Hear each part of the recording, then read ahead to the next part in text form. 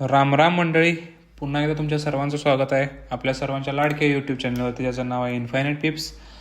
आज रविवार आहे आणि आज 14 डिसेंबर आहे. आपण मागच्या एका आठवड्यापासून डेली ॲनालिसिसचा व्हिडिओ बनवतोय आणि त्याचे रिझल्ट जे असणार आहे ते रिझल्ट तुमच्या डोळ्यासमोर आहेत. त्याचा खूप चांगल्या पद्धतीने सगळ्यांना फायदा व्हायला लागला आहे. त्याच्यावरती ट्रेड घेऊन सगळेजण खूप चांगल्या पद्धतीने, आपली जी कम्युनिटीतली लोक आहेत, खूप चांगल्या पद्धतीने प्रॉफिट करायला लागले. ठीक आहे. आत्ता हा व्हिडिओ मी याच्यासाठी बनवते की उद्या सोमवार काय होऊ शकतं आणि शुक्रवारचं आपलं काय रिझल्ट झाले होते. ठीक आहे. सो सुरुवात करूया GBP JPY पासून. GBP JPYचा ना हाय ब्रेक केला होता ना लो ब्रेक करून आपल्याला जसं पाहिजे त्या पद्धतीने आपलं स्ट्रक्चर झालेलं होतं. सो GBP JPY मध्ये 1 आवरच्या टाइम फ्रेमवरती माझ्यासाठी कुठलाही लेवल माझ्याकडे नाही आहे. ठीक आहे. AUD JPY साठी आपला एक ट्रेड होता, त्या ट्रेडमध्ये आपलं टार्गेट डन झालेलं आहे, क्लिअर कट. ठीक आहे. ही आपण लेवल दिली होती ग्रीन डॉटेड लाईनला. नंतर आपण सेल करणार होतो, त्याच्यानंतर हा इकडे SL होता, त्याच्यानंतर आपलं हे टार्गेट होतं 1:2 आपलं टार्गेट डन झाले. ठीक आहे. सो या ठिकाणी AUD JPY मध्ये आपलं टार्गेट डन झालेलं आहे. युरो JPY मध्ये जर आपण बघितलं तर युरो JPY मध्ये आपल्याला 1 आवरच्या टाइम फ्रेमवरती कुठल्याही पद्धतीचं नवीन लेवल माझ्यासाठी अवेलेबल नाही आहे आणि जी लेवल होती पेंडिंग त्या लेवलमध्ये आपला ट्रेड एक्झिक्यूट झालेला नव्हता. ठीक आहे.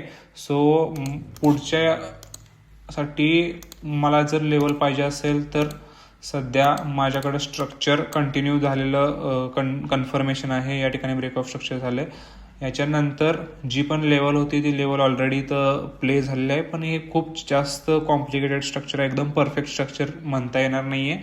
सो या ठिकाणी माझे युरो JPY साठी सुद्धा कुठलीही नवीन माझ्याकडे लेवल नाही आहे. ठीक आहे. सो NZD JPY साठी मार्केट बाईंगच्या स्ट्रक्चरमध्ये आहे. बाईंगचा स्ट्रक्चर कंटिन्यू आहे.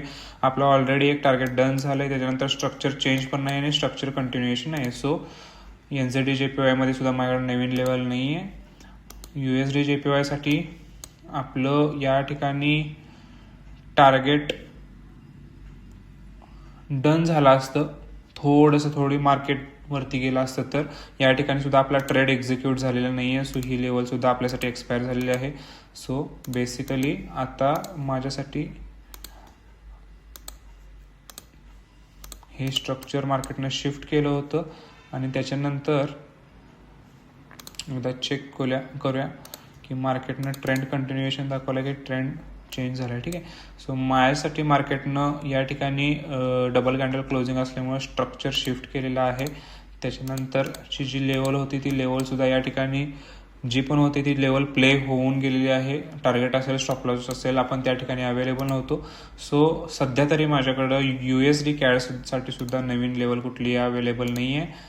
युरो USD आपण एकदा चेक करू. युरो USD साठी ही लेवल पेंडिंग आहे. या लेवलला अजून मार्केट आलेलं नाही आणि ही लेवल मी आहे अशीच पेंडिंग ठेवतोय. सो युरो USD साठीची माझी जी लेवल आहे आणि माझा जो ट्रेड असेल तो हा असेल, तो ट्रेड मी कंटिन्यू ठेवणार आहे. ठीक आहे. युरो USDची माझी ही लेवल अजूनपर्यंत व्हॅलिड आहे. का आहे? कारण मार्केटनं ट्रेंड कंटिन्युएशन पण दाखवलेलं नाही आहे अजून आणि ट्रेंडचं ब्रेकआउट करून नवीन ट्रेंड सुद्धा आयडेंटिफाय किंवा डिफाईन केलेलं नाही आहे. ठीक आहे. सो NZD USD साठी आय थिंक आपण एक ट्रेड घेतला होता. ठीक आहे. सो जर आपण मार्केटमध्ये अवेलेबल असतो तर आपल्यासाठी ही लेवल होती. या लेवलवरून मार्केटनं आपल्याला टार्गेट दिलेलं आहे, पण ही लेवल आपण आपल्या ॲनालिसिसमध्ये बघितलेली नव्हती आणि ही ऑलरेडी वर्क झाली. सो आपल्याकडे याच्यासाठी सुद्धा कुठल्याही पद्धतीची नवीन लेवल नाही आहे. ठीक आहे.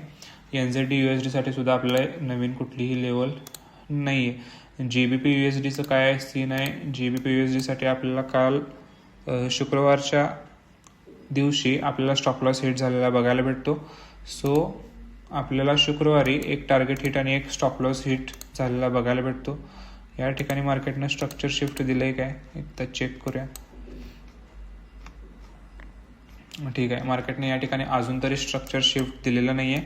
सो माझ्याकडं सोमवारसाठी पूर्ण सगळ्या करन्सी पेअर्समध्ये फक्त युरो USD एक लेवल भेटली. आणि याचं कारण काय आहे तर ऑब्व्हियसली डिसेंबर महिना सुरू आहे फॉरेक्ससाठी. ओके, गोल्डची थोडीशी आपण डिस्कशन करूया, गोल्डचं काय काय. सो 1 आवर टाइम फ्रेमवरती गोल्डसाठी आपण हे अनालिसिस बघितलं होतं. त्याच्यानंतर या ठिकाणी तुम्हाला काय सांगितलं होतं, डायरेक्ट एंट्री घ्यायची नाही, या ठिकाणी कन्फर्मेशन घेऊनच जायचं होतं. पण या ठिकाणी मार्केट आलेलंच नाही. मार्केटनं नवीन स्ट्रक्चर बनवून त्या ठिकाणावरून मार्केटनं नवीन लेवल प्ले सुद्धा झालेली आहे. ठीक आहे, या ठिकाणी ब्रेकआउट स्ट्रक्चर होत होता.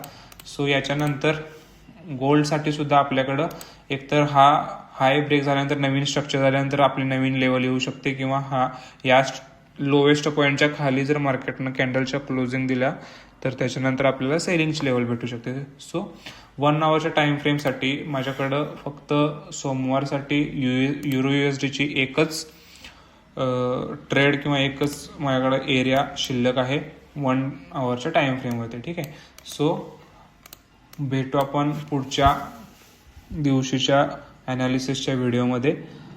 बेसिकली याचा कसा पद्धतीने फायदा व्हायला लागला आहे, काय व्हायला लागला आहे, आणि या एका आठवड्यामध्ये आपण ह्या फक्त लेवल जर फॉलो केला असतं तर आपण किती प्रॉफिटमध्ये राहू शकलो असतो, याचा व्हिडिओ मी अजून एक बनवतोय. त्याची लिंक तुम्हाला डिस्क्रिप्शनमध्ये भेटून जाईल. ठीक आहे, थँक्यू सो मच. भेटू आपण पुढच्या व्हिडिओमध्ये.